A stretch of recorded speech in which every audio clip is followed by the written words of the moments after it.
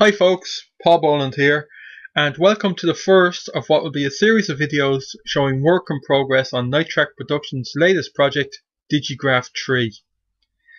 DigiGraph 2, which is available for free from our website, was a big success for KnightTrek Productions. A lot of people liked it. It even got used in a number of schools around the world, which really made me smile. But as powerful as DigiGraph 2 is, people who liked it would send in emails. They would say, could you do such and such a thing? Or they would be looking for new features and tools. And in most cases, it just wasn't possible to implement those features into DigiGraph 2. So now that we are working on DigiGraph 3, I am trying to implement as many of these features as I possibly can. This video is to show off the first feature which has been implemented. One of the big questions in DigiGraph 2 was it possible for the user to adjust the graph paper? People wanted to change the size, change how many grids it was made of, change the color of it. This was not possible in DigiGraph 2. The graph paper in DigiGraph 2 is static. What you get is what you get. There was no way to adjust it. You could adjust the transparency of it, but that was it. In DigiGraph 3, this graph paper is dynamic. So how exactly do you adjust the graph paper? Well, the first tool implemented here is this one here, and it's called Graph Paper Setup. If you click on that, it'll take you into this set of controls which allows you to control how the graph paper is set up for use in DigiGraph 3. So the first tool here is grid size. Grid size determines what size each individual block inside your graph paper is made up of. At the moment, it's set to 4, and this is a measurement in pixels. This is the minimum setting for the graph paper's grid size. You can have a maximum of 70 pixels. So by adjusting this setting, we just take it up to 10, and then click the apply button. The graph paper is redrawn, with each grid now 10 pixels wide and 10 pixels high. So, as you can see, the graph paper is now dynamic. You're not stuck to one size graph paper. Of course, at this size, 10 pixels wide and 10 pixels high, it's running off the side of the screen here, and it's running off the bottom down here.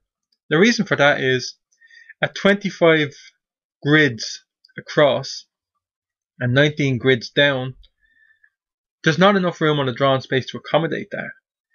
Now, I might program DigiGraph 3 so that as you adjust the grid size, the maximum amount of horizontal and vertical grids will go up and down accordingly.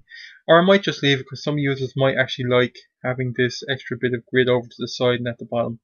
I'll see how things go. You can let me know, folks. You're watching the video now. Let me know what you think. Anyway, let's adjust this. Let's say, right, horizontal grids. Let's take it down to 10 grids horizontally and 6 grids vertically. Okay. We click the apply button. You now get your new graph paper, which is 1, 2, 3, 4, 5, 6, 7, 8, 9, 10 grids horizontally and 1, 2, 3, 4, 5, 6 grids vertically. So there you go, folks. If the grid size is too big, we can just take it back down to 4 and click apply. And there's your graph paper there. Of course, you can adjust the transparency of the graph paper as well, just like you could in DigiGraph 2. So if we take it up to, say, 70% transparency and click apply, as you can see, the graph paper is now much fainter. Of course, you can also take it all the way up to 100% transparency, and then if you click apply, the graph paper will totally disappear. That's for if you want to export your finished drawing without the graph paper being present. But for this tutorial for this little video, I'm going to keep the graph paper on full opacency. Is that the word I'm looking for? Just so that you can see it. I'll also up the grid size a bit. I'll take it back to 10. Click apply.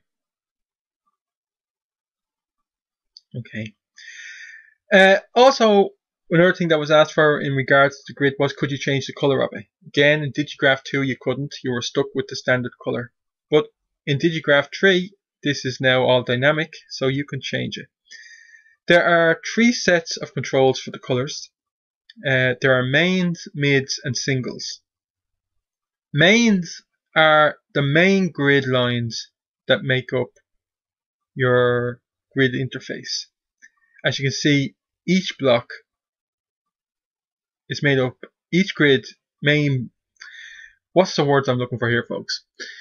Each block is made up of 2 by 2 individual blocks of grids. So there's 4 little grids which are made up of even tinier grids which make up one big grid block. If I change that color to red, say, and then click apply, you can now see this a bit more clearly.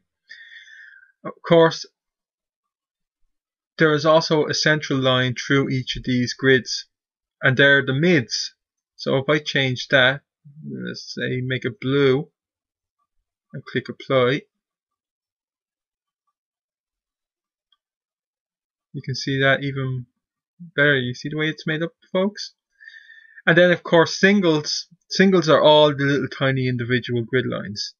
So if I can change that to, let's make it grey, click apply, and then if you can take the grid size back down, apply.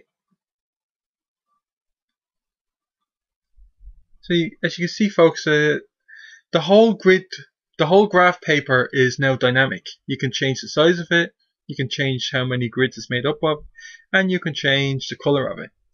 If at any point you want to return to the standard colors, there's a button here called Restore Default Colors.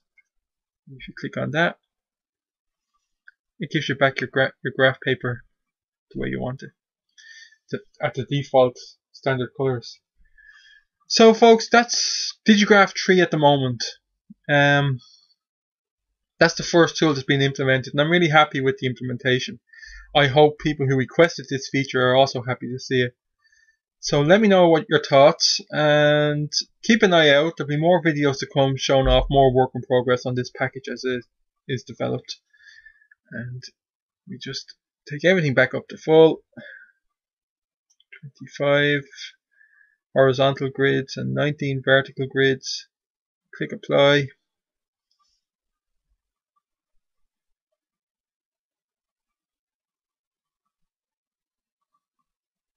There you go, folks. DigiGraph 3 grid paper ready to accept your drawing, and it's all dynamic now, folks. So that's it for now. Let me know what you think.